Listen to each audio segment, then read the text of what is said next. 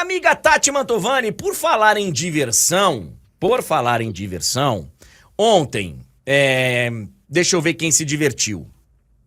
Rodrigo se divertiu.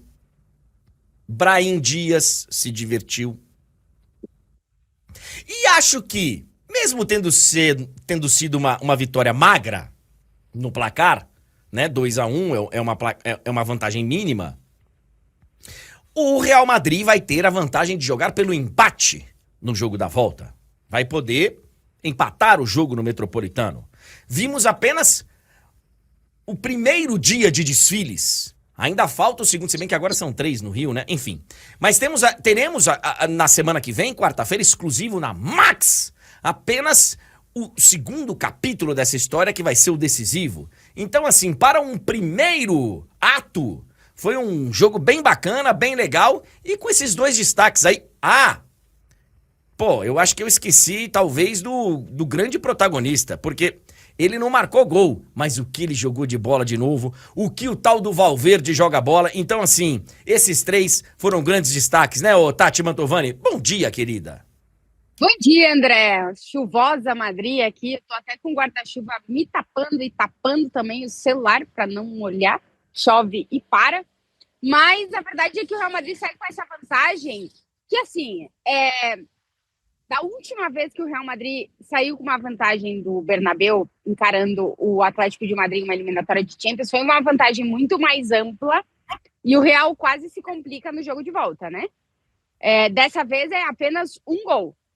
Não é uma vantagem ampla, mas é uma vantagem. O Ancelotti até falava na prévia e depois no pós-jogo de que o objetivo do Real Madrid era sair com algum tipo de vantagem, né? E um gol é uma vantagem. Aí a galera já coloca aí o retrospecto quando o Real Madrid consegue vencer por um gol fora de casa. É um retrospecto ruim. Um gol em casa, né? Um gol em casa.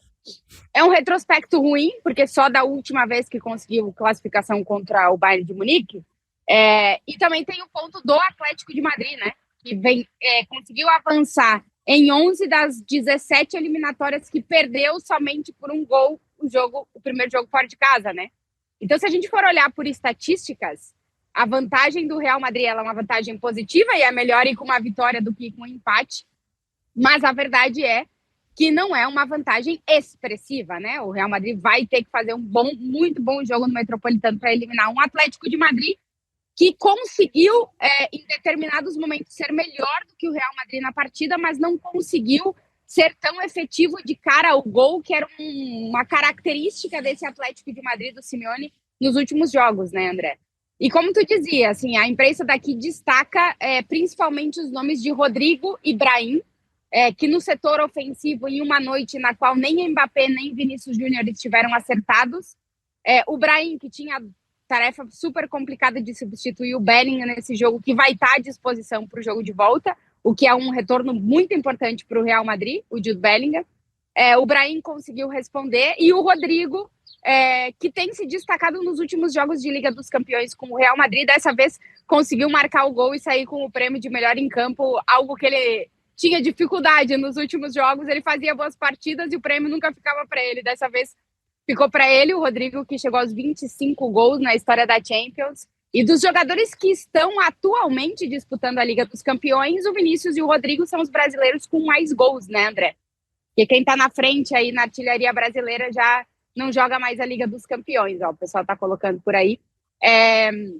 Um jogo que o Ancelotti vai ter que tirar alguns deveres de casa, o Simeone também, mas que deixa Rodrigo, Brahim e Fede Valverde como grande protagonista, eu acho, né, André? Até porque ele não estava 100%.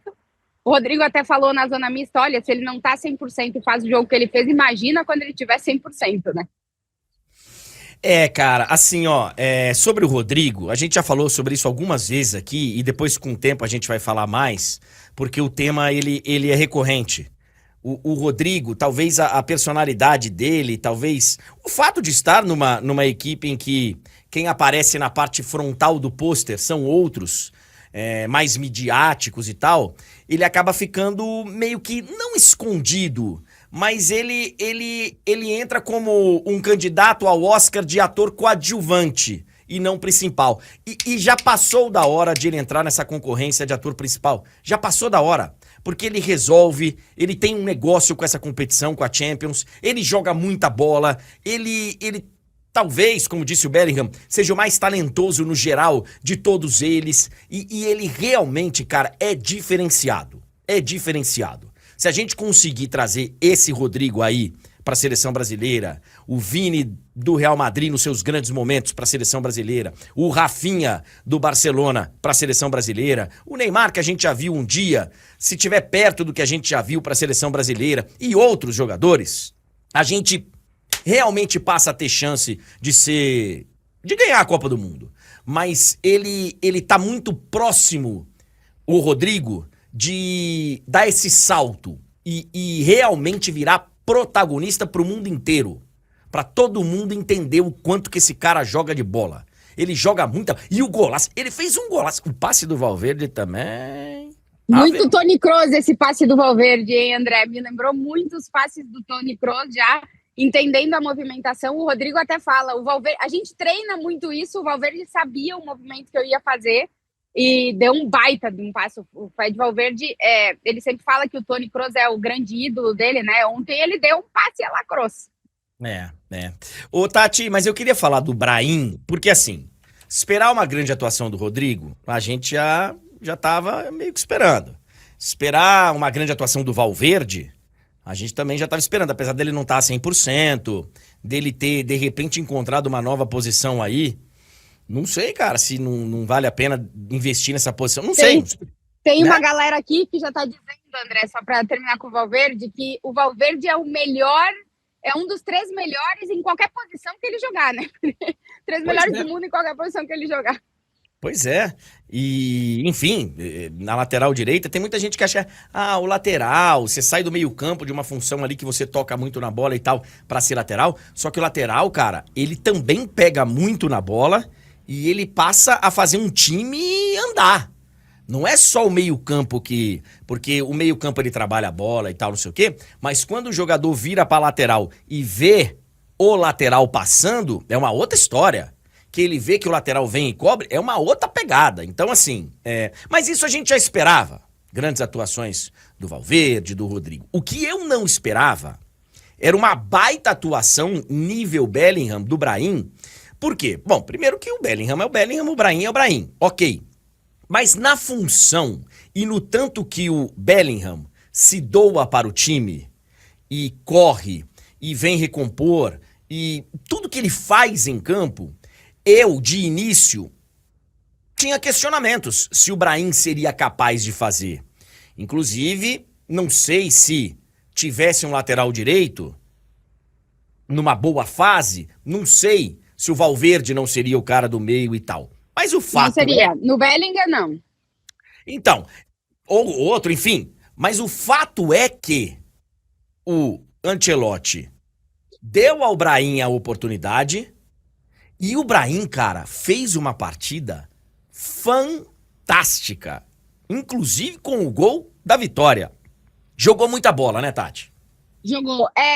O ponto é que já faz muito tempo que o Ancelotti entende que quando o Bellingham não tá, é o Brahim que joga naquela posição. Ele não vê aquela posição pro Fred Valverde, por exemplo. Se o Carvajal, num mundo hipotético, estivesse à disposição para esse jogo, o Valverde seria um dos 2 volantes do time. Eu ia jogar muito provavelmente Tchouaméni e Valverde. Na posição do Bellingham, o Ancelotti não vê outro jogador que não o Brahim, André. Ele já fez isso no ano passado, quando o Bellingham não estava, era o Brahim que jogava. E nesse ano ele tem mantido isso. No último jogo contra o Betis, o Brahim também jogou ali, só que não conseguiu fazer um bom jogo porque o Real Madrid não conseguiu ser sólido o suficiente, o restante do time, para que o Brahim pudesse brilhar, né? E eu acho também que o fato de ser um palco de Champions muda completamente o chip na cabeça do jogador do Real Madrid. A gente vê o jogo contra o Betis e a gente vê esse jogo de agora, que tiveram algumas alterações no time, mas não foram alterações bruscas, talvez a entrada do Valverde, a mais importante delas, mas assim, é um jogo completamente diferente. E o Brahim entende, e o Ancelotti até falou depois do jogo, que o Brahim tem aproveitado muitos minutos que ele tem dado, que obviamente ele não é um titular desse time, mas ele pode atuar em quase todas as posições do meio para frente, né? no Bellingham, no Rodrigo, no Vinícius acho um pouquinho mais complicado, e também de falso 9, ele consegue fazer também essa posição. Então é um jogador muito, muito importante para o ecossistema do Real Madrid, e ontem eu acho que ele se reafirma sendo esse substituto do Bellingham. Se o Bellingham não puder jogar, o Brahim vai estar ali. E ele também joga bastante na ponta direita e, como eu digo, como falso 9 também. O Túlio vai colocar aí a reação do Brahim, que está viralizando muito aqui na Espanha, André. Então, eu não vi Eu vi. Não, eu não vi, que assim, eu vi a declaração, mas eu não vi a declaração como um desrespeito. Não foi assim que eu entendi a declaração. Agora, você tá aí mais próxima. A gente, inclusive, falou rapidamente sobre isso ontem, na hora que a gente especulou quem jogaria e tal. Na entrevista coletiva prévia do jogo, o Simeone falou: olha, eu não acredito que venha o Brahim pro lugar do Bellingham e tal. Eu não entendi como um desrespeito, mas entendi muito mais como um entendimento tático de como iria se comportar o Real Madrid. Mas o fato é que ele falou que não viria, que não acreditava que o Brahim viria. O Brahim veio, jogou bem, fez gol e saiu falando pra ele: fala agora, bacana, fala agora. Explica pra nós, Tati. Então, eu também não entendi a declaração do Simeone como uma alfinetada no Brahim, dizendo que ele não tinha capacidade de fazer aquela posição. Simplesmente o Simeone disse que acreditava que o Ancelotti iria com o Camavinga ali, até por dar um pouco mais de solidez para o meio de campo do Real Madrid e tal. Só que eu acho, André, que num contexto de derby e principalmente em Champions, absolutamente tudo que é falado é levado em consideração. E aí a gente não sabe como essa declaração do Simeone chegou no Brahim, né? Ele pode ter entendido de outra forma, dizendo: ó, o cara tá me menosprezando e agora eu vou mostrar para ele. Então, é muito engraçado porque o Brahim comemora, vai com a torcida e tal, e quando ele volta, ele olha pro Simeone, porque ele tá voltando, né, para recompor, para começar o jogo de novo, e ele aponta e fala: fala agora, o que tu falou ontem, fala agora. Então, e o Brahim não tem assim como característica entrar nesse tipo de coisa, né? Então, eu não sei exatamente como é que o Brahim recebeu a declaração do Simeone, mas claramente tocou ele. E a gente sabe, né, que o vestiário do Real Madrid, em Liga dos Campeões, André, eles observam absolutamente tudo que está acontecendo em relação ao clube rival. Foi assim lá em Manchester, com toda a história da bola de ouro, do Vinícius Júnior. O vestiário tinha aquilo ali na cabeça. Aí o Simeone agora fala, o Brahim tinha aquilo ali na cabeça. Então, os jogos mentais nas prévias de Champions com o vestiário do Real Madrid, eu acho que com vários, mas especificamente do Real Madrid, cai muito. E eles levam muito, eles ficam com aquelas coisas guardadas. E aí o Brahim resolveu soltar depois de marcar o gol. A gente vai falar bastante sobre o jogo da volta, tem tempo ainda, vai ser na semana que vem, quarta-feira, exclusivo na Max. Exclusivo, já vi até 2 ou 3 colocando aqui: olha, já assinei a Max e tal, eu não era cliente Max.